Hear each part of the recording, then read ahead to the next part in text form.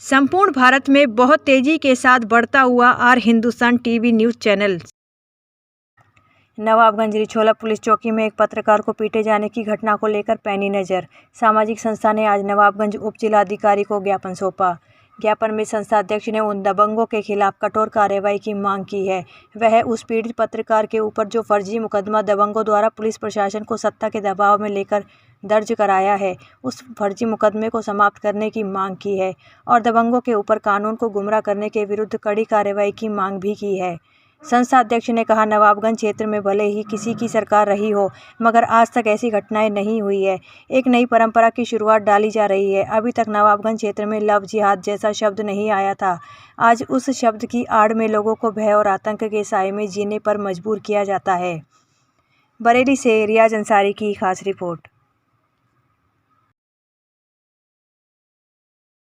आज मैंने यहाँ पर उप जिलाधिकारी महोदय नवाबगंज को एक ज्ञापन सौंपा है, एक लिखित प्रार्थना पत्र दिया है, जिसमें 14 तारीख को रिछोला चौकी के सामने एक पत्रकार के साथ में जो भाजपाई दबंगों द्वारा एक घटना कारित की गई थी, उसमें बुरी तरीके से एक पत्रकार को भी मारा गया था। पहले उससे पूर्व एक शिकंजी बेचने वाले गरीब को मारा जा रहा था। उस घटना को वो देखने के लिए भीड़ जमा थी, उस देखने के लिए वो पत्रकार वहाँ देखने लगा, तो उन लोगों ने उस पत्रकार को भी निशाना बना लिया और उसे बुरी तरह से मारा पीटा गया भाजपाई दबंगों के द्वारा। तो वहाँ से किसी तरह उस पत्रकार ने, उसके हाथ में मोबाइल था, वो छीन लिया गया। फिर किसी तरह जब उसके पास मोबाइल आया, उसने मुझे संपर्क किया, यानी संस्था को संपर्क किया। मैं तुरंत वहाँ से अपने बरेली आवास से चल पड़ी और यहाँ पर पहुँची लगभग 8 बजे शाम को। घटना उससे पहले की थी। उसके बाद सारा मामला थाने में था और थाने में जो हुआ वो उसकी चश्मदीद गवाह मैं भी हूँ। और वहाँ पर थाने में बैठकर भाजपाई दबंगों ने लव जिहाद का मामला बताया, जबकि मैंने पूछा, वहाँ विधायक, माननीय विधायक जी भी मौजूद थे, हमारे उनके अनुज मौजूद थे, उनके सारे साथी मौजूद थे और वो लोग भी मौजूद थे जिन्होंने ये घटना कारित करी थी। तमाम भीड़ मौजूद थी, पुलिस प्रशासन मौजूद था। उसके पश्चात मैंने पूछा कि आखिर इसे क्यों मारा गया, इसने कौन सा ऐसा अपराध किया था। अपराध किया था तो उसके लिए कानून है, किसी को सज़ा देने का अधिकार नहीं है। तो पूछे जाने पर बताया, माननीय विधायक जी ने भी बताया और उनके अनुज ने बताया कि लव जिहाद का मामला था। तो मैंने कहा, ऐसा क्या हो रहा था जिसे आप लव जिहाद कह सकते हैं? तो उन्होंने कहा कि 2 लड़कियों को एक मुस्लिम लड़का कोई भगा के लिए जा रहा था, ऑटो में बैठा के लिए जा रहा था। तो मैंने पूछा, वो लोग कौन थे, आप उन्हें जानते हैं क्या? उन्होंने कंप्लेंट की आपसे? कोई उनके घर से कंप्लेंट आई? तो बोले, हम उन्हें जानते ही नहीं हैं, वो कहाँ है, कौन है, कहाँ चले गए, इसका कुछ अता पता नहीं। यानी कि किसी भी घटना का कोई सिर है न पैर है।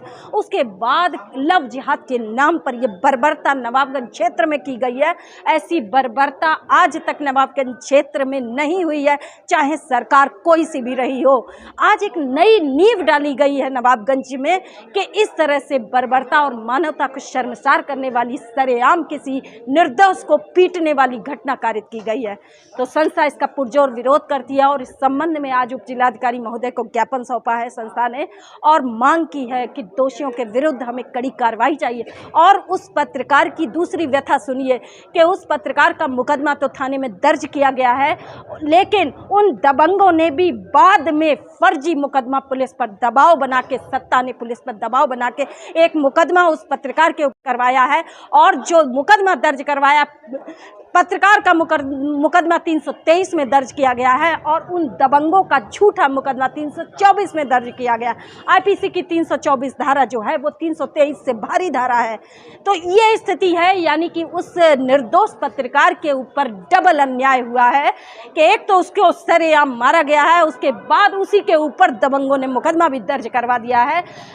इसके लिए मैंने उप जिलाधिकारी को ज्ञापन सौंपकर ये मांग की गई कि उस मुकदमे को, फर्जी मुकदमे को खत्म किया जाए और दबंगों के ऊपर सही कार्यवाही करते हुए, उचित कार्रवाई, न्यायोचित कार्यवाही करते हुए उनको सही दंड दिलाया जाए कानून से, क्योंकि कानून सबके लिए है। सरकार के लिए भी कानून है, सरकार के नुमाइंदों के लिए भी कानून है, आम जनता के लिए भी वही संविधान, वही कानून है। किसी को कोई भी घटना अगर हो रही है तो उसकी जानकारी आप पुलिस प्रशासन को दीजिए। अपने हाथ में घटना, कोई भी फर्जी घटना बनाकर आप किसी को भी पीट सकते हैं। आपको लव जिहाद के नाम पर पीटने का अधिकार किसने दिया है? कानून ने दिया है, सरकार ने दिया है। अगर अथराइज किया है तो उसकी अथराइजेशन आप दिखाइए, जनता को सार्वजनिक करिए कि हाँ, हमें अथराइज है कि हम कहीं भी लव जिहाद के नाम पर किसी को पीट सकते हैं। तो इस चीज़ को आम जनमानस में इतना भय व्याप्त है, पूरे क्षेत्र में आक्रोश व्याप्त है, लोग चर्चा कर रहे हैं कि इस तरह से अब यहाँ पर किसी को भी पीट दिया जाएगा। तो इस बात को संस्था ने संज्ञान में लिया है और मैंने इस ज्ञापन की प्रतिलिपि सभी उच्च अधिकारियों को, जिले के जिलाधिकारी महोदय, आईजी महोदय, एसएसपी महोदय, कमिश्नर महोदय, सभी को मैंने ये प्रतिलिपि इसकी भेजी हुई है। मैं सभी अधिकारियों को उसका संज्ञान देती हूँ कि ये घटना इतनी बड़ी है, इसके बाद अगर कोई दूसरी घटना घटती है तो इसके लिए पूरा प्रशासन जिम्मेदार होगा, क्योंकि मैं संस्था के नाते जनहित में कार्य करती हूँ, जनहित की आवाज़ को उठाती हूँ। मैं पूरे ज़िले की सरकार को, पूरे ज़िले के प्रशासन को भी अवगत करा रही हूँ इस घटना के बारे में, ताकि अगर मैंने ये भी कहा है उसमें जितने भी एविडेंस हैं वो पुलिस प्रशासन उसको निकाले और संस्था को भी प्रोवाइड कराए। वहाँ पर जो उसके अंदर थाने में बैठकर हुआ था उसको सीसीटीवी कैमरे अगर वहाँ लगे हैं तो उसमें ज़रूर वो कैद है। जो मुकदमा उन्होंने फर्जी दर्ज कराया है, उस समय तक 10 बजे तक मैं भी थाने में मौजूद थी, कोई चोट नहीं थी, कुछ नहीं थे, सारे लोग बैठे हुए थे। उसके बाद ये फर्जी मुकदमा कैसे दर्ज कराया, उसकी मुझे सीसीटीवी फुटेज की मांग संस्था करती है।